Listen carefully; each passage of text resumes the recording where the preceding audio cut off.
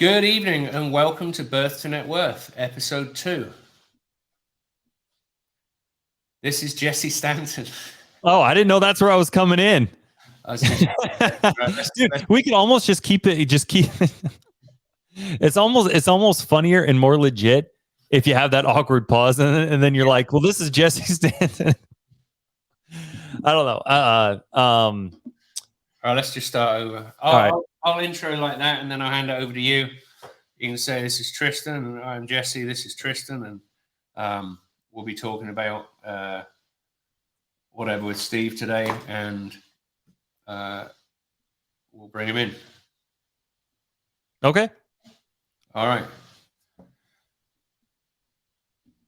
Hello, everyone. Welcome to Birth to Net Worth, episode 2. This is Jesse Stanton. Hey, what's going on, Trystan? How are you, man? I'm great, thanks. How's Alaska up there? Is it summer yet? Oh my gosh, it should be.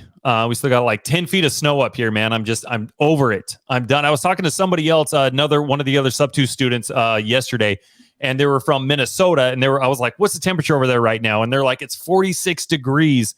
And I'm like, oh my gosh, man, it's like an Alaska summer, dude. That sounds so nice. I'm so ready for 46 degrees, bro. I bet how's the weather down there in Arizona? Well, you should come down next week, dude. We'll get a room for you. We'll sort you out. Come and hang out. Done, bro. Done. All right, bro. Good. Love it. Well, this week, tell us about this week. Well, we've got a very special guest. One of our very good friends. He is a real estate guru.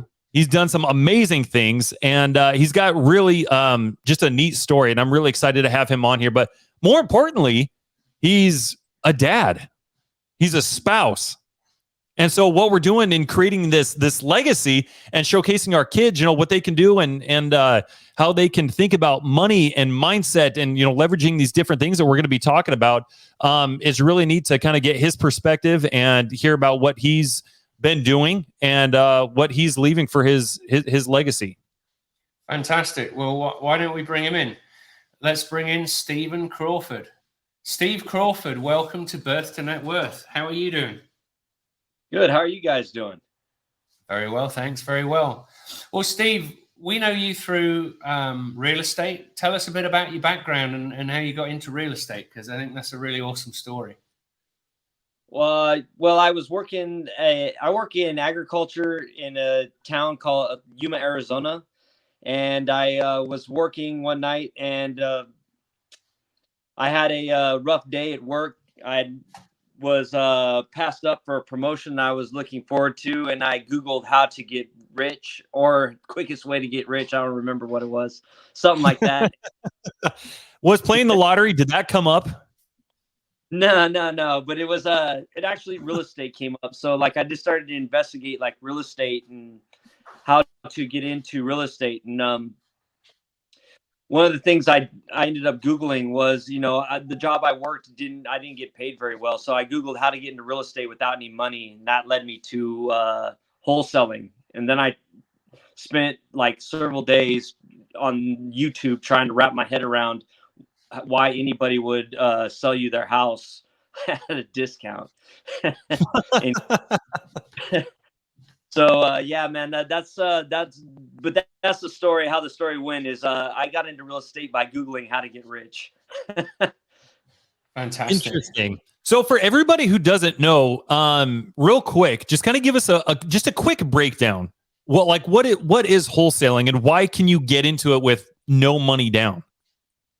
Well, it's where you get a house under contract you take a house under contract from somebody who wants to price, and then you take the actual contract, not the house, but the contract, and you sell the right to buy the house at that price to somebody else for an increased price, which is called I don't even remember what it's called, but it's cash. So it takes about 30 days to get it done, and it puts money in your pocket pretty quick. So it's a real slick way to get into real estate. It's called an assignment fee.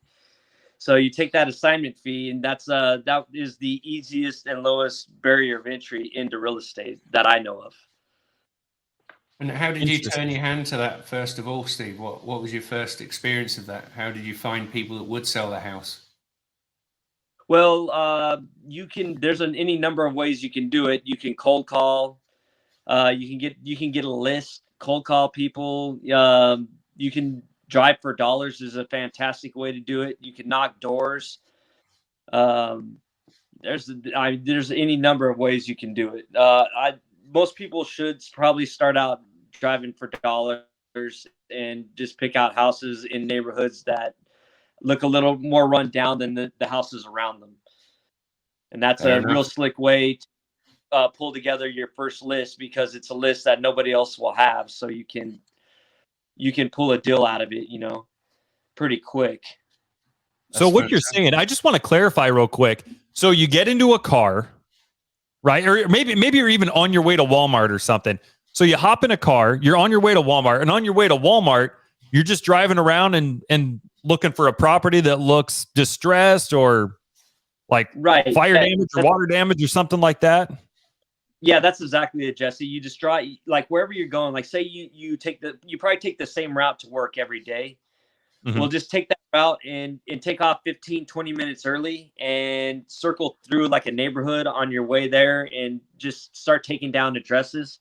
Maybe switch up the route after you kind of take down a couple neighborhoods on your way to work, mm-hmm. and then switch up your route and start doing it like that, and just make time, the time you're driving to work, part of your side hustle, and get a list together. Pick houses out where the grass doesn't look cut. People who have left their their Christmas lights up, broken windows, three or four cars in the yard. You have something against Christmas, Steve? Is that what I'm hearing? don't drive past my house, bro. Not, and I'm just saying, like, hey, those are the houses they want to sell, man. Interesting. But so it's a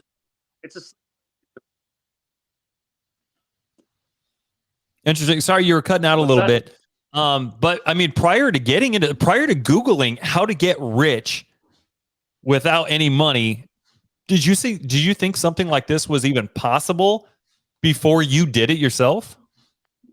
No. You know what? Like, I didn't understand anything about real estate at all, or really like business at all. I didn't understand the difference between like an asset or a liability.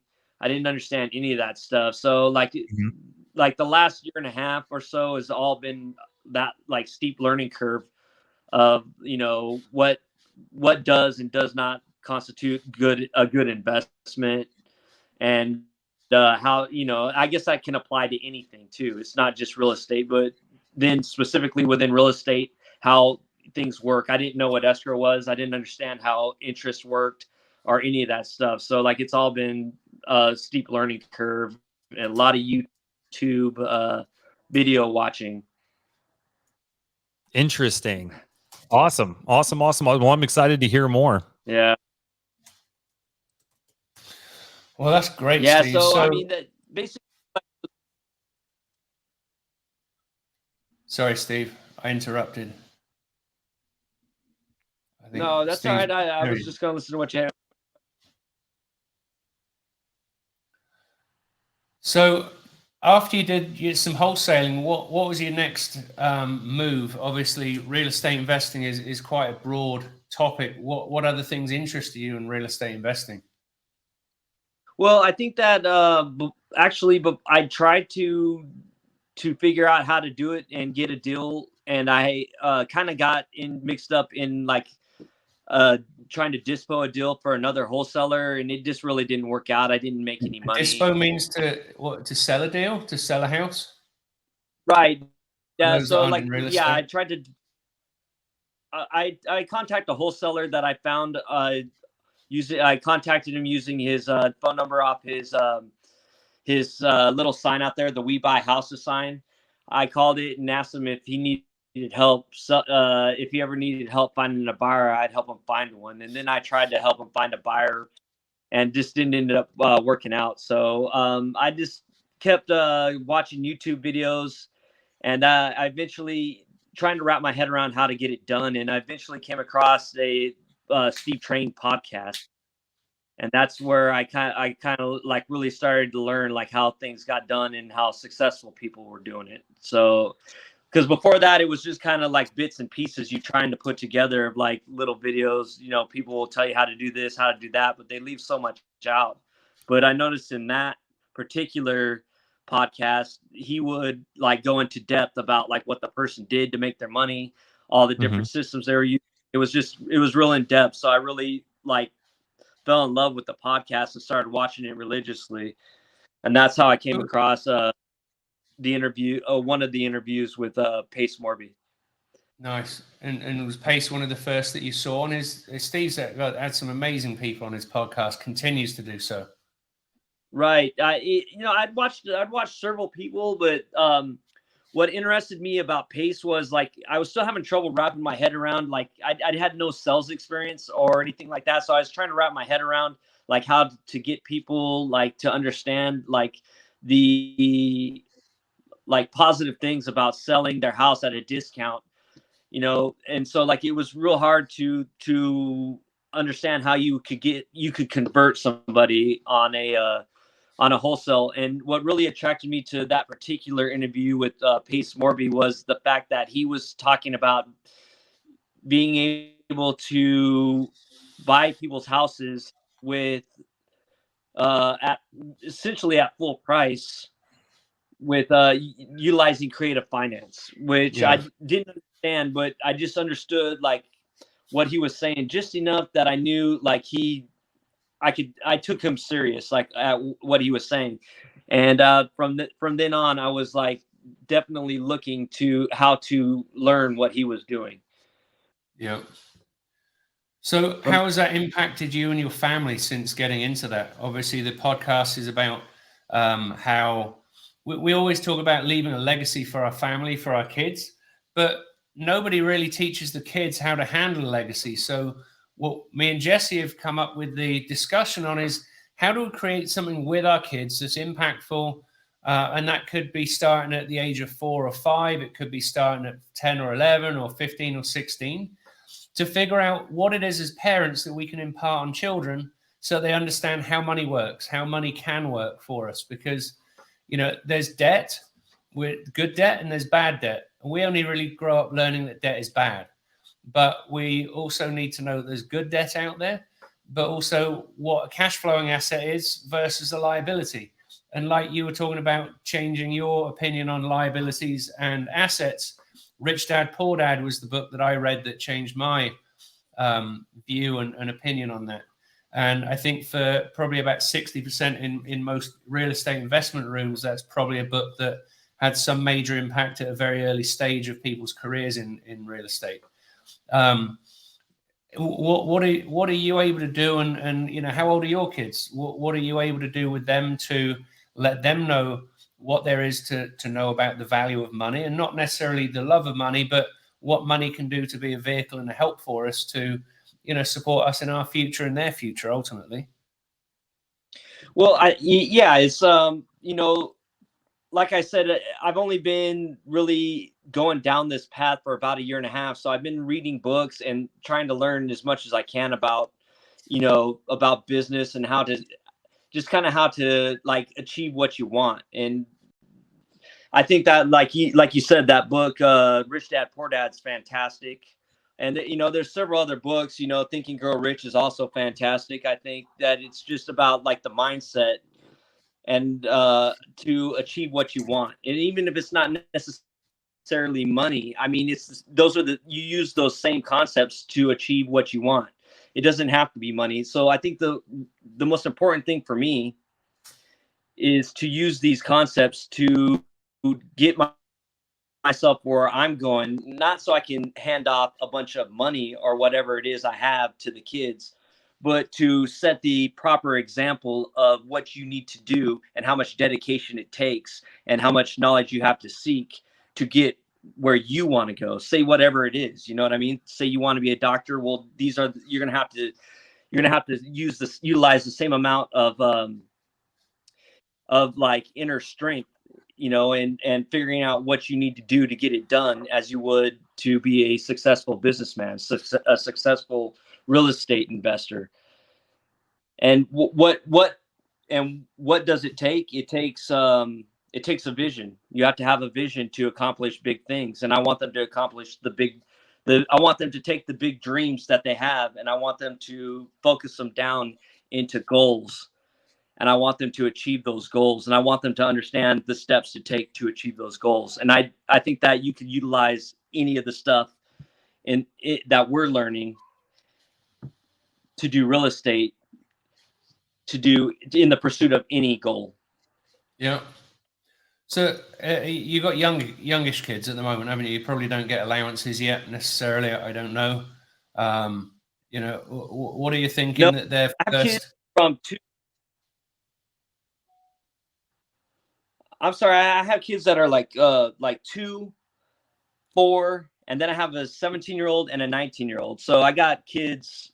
Oh wow! all over the place. I got little ones. So I got I think that it's unfortunate that I didn't get to learn all this stuff when the older kids were younger, so that I could really ingrain in their upbringing what it is. But I still think it's important that they see what I'm doing as they're becoming adults, and that they can utilize that example. And with the younger kids, I think that it's like something I really want to put into their education. I want them to understand by the time they're by the time they're young adults, that they could already accomplish everything I've accomplished in my life. They'll be able to accomplish that. And I think the great thing with having older kids and younger kids is the older kids have seen us grow up in the way that we did. And in some cases we've struggled through things. And, I've noticed that when my kids were younger, I maybe disguised struggle from them. And I've realized as I got older, it's important for them to see the struggle, because they need to understand that, like you were saying earlier, perseverance is an important thing that we have to have, and we have to push through things and figure things out. And it's even more important for the kids to understand and see us overcome obstacles and see the strength that we do have, which is going to obviously build in their own. If they just see everything being easy for us, or appears to be easy, or it looks easy but something isn't quite right and they don't understand it, that's going to be a confusion for them when they grow up, and that's going to be a disservice to them from us. But with your kids being older, they've come through growing up as you raised them. Now with your younger kids, and now your older kids get a different perspective on how you now see investing or business or handling money. They are going to see a huge change in you and in their lives as an impact of you directly and very quickly. And they're going to be able to impact with their younger siblings, and you're going to be able to impart that different view with your wife, with your children as they grow up, so that we can all evolve and develop in a much stronger way, and with a much stronger relationship to money. And one of the things that Jesse and I talk about, it's not just how to handle money, but it's how to emotionally relate to money, the mindset around money.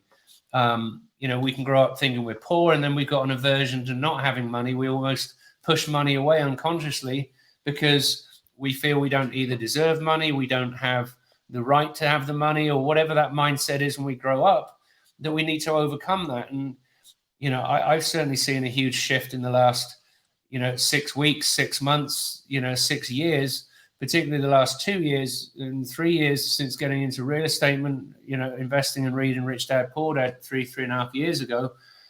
I see I think Cody referred to T. Harv Eker's book, Mindset of a Million, Secrets of a Millionaire Mind. It's a financial thermostat. We kind of get stuck at a level where we have a certain amount of money around us. It doesn't matter how much we go and earn, we're still kind of limited to have that much money in our life in some way, shape, or form, or that value. We're kind of restricted. But raising the thermostat from the $100,000 level to the $200,000 level, or to the $1 million level, is just an adjustment of mindset and confidence around money, and knowing that it's only another digit on a bank statement or a screen, it's really nothing more. Yes, there's a different value and a different level of power involved at those different numbers, but the more numbers that you get used to, the less people there are that have access and have the confidence to that level of wealth or that level of money. So that puts us in a different, ever decreasing number of people that kind of think like us and talk like us. And we've just got to look up the pyramid, if you like, or look up the hill to the people that are dealing with millions and billions of dollars, and just kind of observe them and see how they relate to money. There's billionaires out there that are scared to lose everything, and they've got a terrible relationship with money, and they can't get through these different thresholds. They can't better themselves. I was listening to a podcast the other day, and money amplifies who you are. If you're a dick with money, you're going to be a dick without money. And if you're a great person with money, you're probably going to be a great person with money. If you're a dick without money and you start to understand, energetically, the more you give away, the more will come to you. You can kind of change that paradigm. It's not like Brad Lee says in his book, they say a leopard can't change his spots. I'm not a fucking leopard. I don't care. So we can change. Some things won't change, but we can change. There's a great book, Personality Isn't Permanent. I think Benjamin Hardy, wrote that one. It was talking about how we look at these personality tests, how we look at different, INFJ or whatever the Myers-Briggs test is, says that you're this type of personality, you're going to relate to different things in this particular way. People look at that and they live their life as though that is the Bible. They have to live their life that way. They subconsciously set their emotional thermostat to be an introvert. They set themselves to be whatever it is that test says they are. And they then create their life of being that. But, you and I have got to know each other pretty well over the last couple of years, Steve. Now, if we had met 3 years ago and never met, I'd have probably been a bit introverted. You'd have probably been a bit introverted towards me, but we know each other very well now. So just looking at that change, our personalities towards each other have changed. Your personality to your wife is different to your personality with your wife, with your kids around. And your personality with your wife, with your mum and dad or your family around is different to when you're one-on-one with these people. Even me and Jesse with, the three of us together is different to each of us with each other on our own. Our personalities are fluid. They change based on circumstance and familiarity. And it's confidence. It's stepping outside of our comfort zone in some ways to be more comfortable with more money and to be more comfortable with different people, with different skills, and in different aspects of life. Personality is just so fluid and flexible. Yeah, I think that's like an interesting thing, like what you're talking about with the actual level of what you're comfortable with as compared to like a thermometer and like raising the heat. I think that's something that's you've got to do if you want to. I read that in a different book actually, where they're talking about that, and it's like if you're comfortable at 70 degrees and then you get up to like 85 degrees, then your whole system is going to want to bring you back down to that 70-degree mark. It's going to want to bring you back to what you're comfortable with. So you got to raise that bar, and you got to train yourself to be. And the only way to do it is to surround yourself with people who are also trying to raise the bar or who already have raised the bar. So if you want to be at a 99, you got to hang out with people who are at 110. So that way you're playing keep up. And if you can't find anybody who's at 110, you find all the people who are at the same temperature you are, who want to be at 99, and you guys all buck up and go to 99 together. You got to do it. And I also think it's like I don't believe that a leopard can't change his spots either. I don't fall for that either. That's something I believe at all. I think that your personality and your identity are like totally under your control. You can change it if you want. You can focus on what you want to change. You can find the resources to educate yourself and make those changes. And if you want to raise the temperature, that's a good way to do it too. Start educating yourself. Start reading books. If you can't afford a mentor, find it in education and YouTube videos, and get a digital mentor. You don't have to have somebody you talk to one-on-one. you could pick a book and reread the same. I reread the same book, at least 2 or 3 chapters of it a day. And I've never met this guy, but that wrote this book, but he's a mentor of mine because I embody what he did to become successful. And I try to utilize it on the climb up towards my success. So you can change who you are. You can train yourself to become somebody better. You can raise your temperature, you can do it. What's interesting, you're talking about this is like let's say for instance, so I wake up at 3 a.m. I love to start my day at 3 a.m. I'm a total morning person. I love going to the gym and start my day, that early. I feel like I get so much accomplished. But to a lot of people, they think that 3 a.m, like what the hell? Like 3, like what does that even look like? Like, does that exist? You can get up at 3 a.m. Like that's a thing. Some people, they can't comprehend that. But Steve, you're talking about this change, right? There's a change that has to happen to become that person that's capable of, handling the heat at 110 degrees, right? From 70 degrees. And so that 3 a.m., for instance, that may be at a level 80. But does somebody who's at a level of 110 already, they've raised that bar up and they're sitting at 110. Do you think, waking up at 3 a.m. is even something that's on their radar? Do you think it's something they look at now and they're like, oh my gosh, you know what? I can't do that. I guarantee you that high achievers are early risers, that most high achievers are early risers. Absolutely. I hear that. And it's not even on their radar, right? It's not even a thing anymore. It's not even something they have to think about. It's not something that they wake up at 3 a.m. They're like, oh my gosh, it's 3 a.m. They don't even acknowledge it. It's just a part of their day now. Like like the day just starts. You know what I mean? So it's part of, raising that temperature, like you're saying. Now, how long have you been doing this, Steve? 2 years? 3 years? But yeah, probably a year and a half to 2 years. I'm not sure. It's been, maybe this summer it'll be 2 years. Okay, so 2 years. So the things that you're doing now and where your mindset is, the level of conversations that you're having with people, would you ever in your life have thought that you would be having those caliber of conversations with sellers, with other people doing big things in real estate? Would you ever even have fathomed that you would have done something like this?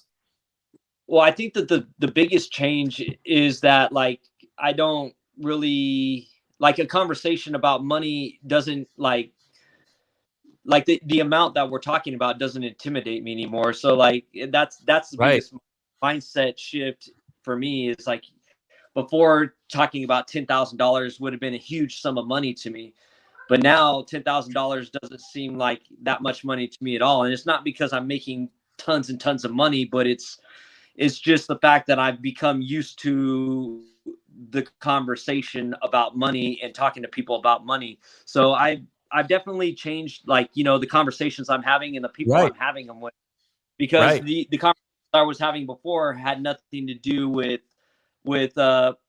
progression in my life. So, those conversations cease as I further and further dedicate myself to my life's progression and getting to the goals I want.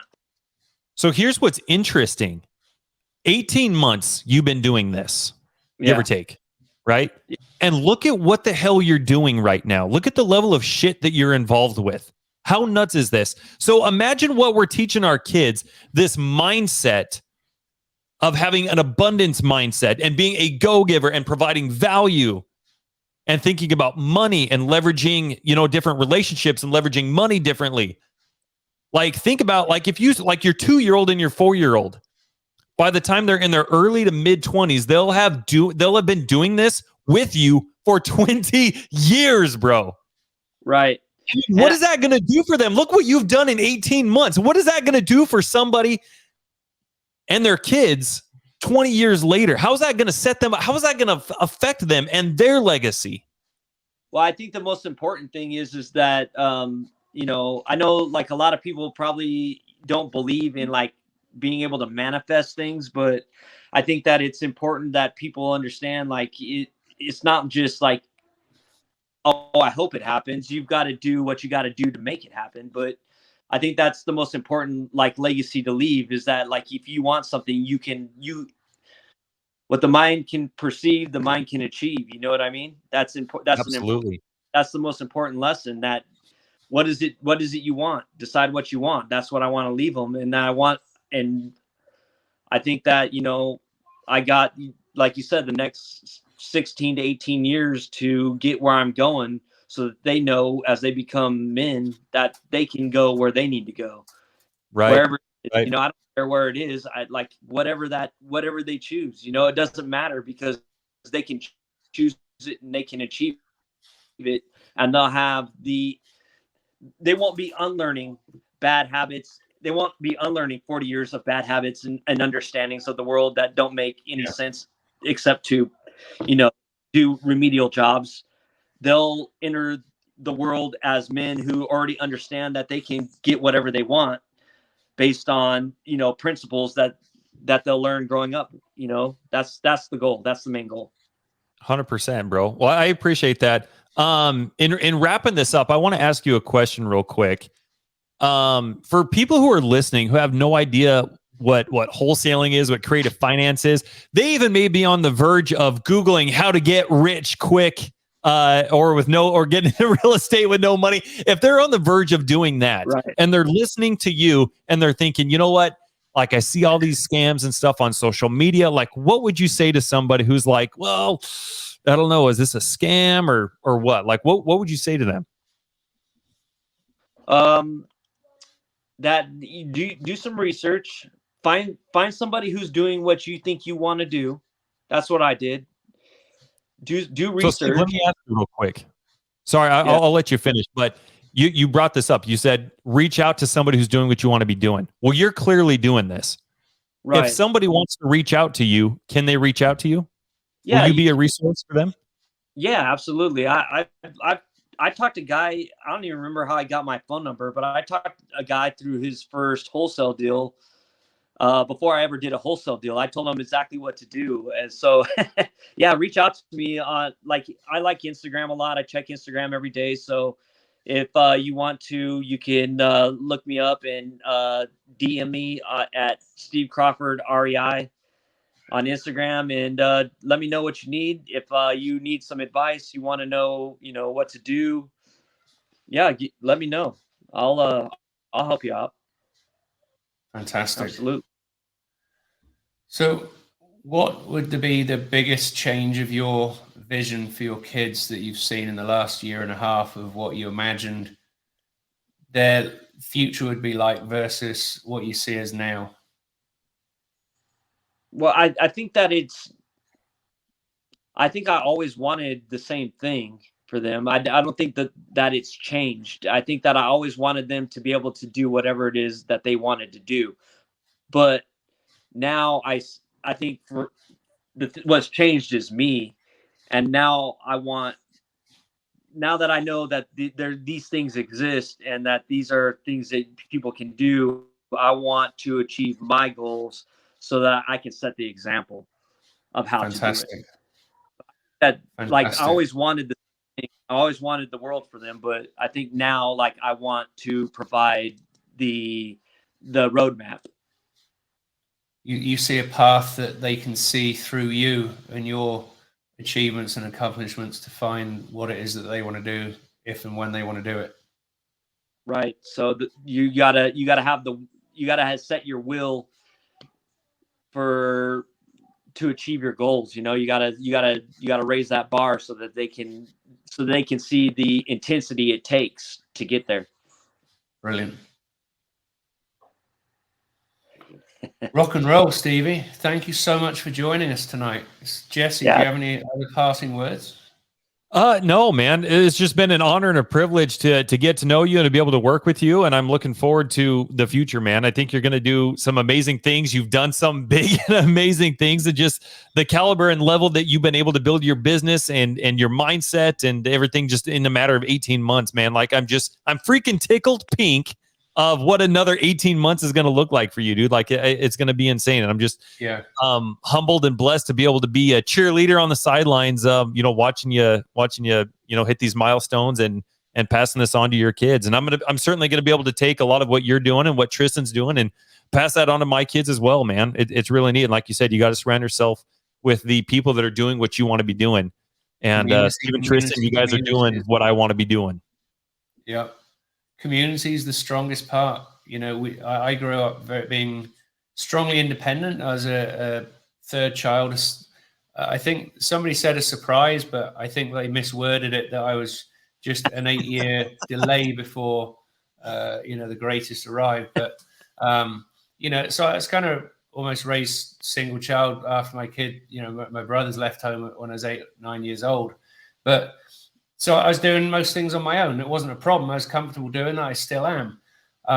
But I've learned that doing things with others is much easier. You learn from other people's mistakes. You learn the easy way. And, we're going to make mistakes along the way. And I hope we do, because those are the foundation for change. The golf ball was not just a one idea. The light bulb was never one idea and they made it. It was like 20,000 different failures that Edison had before he perfected the thing. And they're still improving it over time. So by falling over, getting up, the quitter is the one that just doesn't stand up that last time. We just need to get up and get up and get up. Look at what we did. Try not to make the same mistake again in the same way. Even if we do it again, do something slightly different so we can learn something else from that next mistake. But thank you so much, Steve. It's been a pleasure. Always is. And I wish everyone a great rest of their day. Thank you so much, Jesse. Thank you, Steve. Take care. Thanks, Trystan. Bye-bye. Bye-bye. Bye.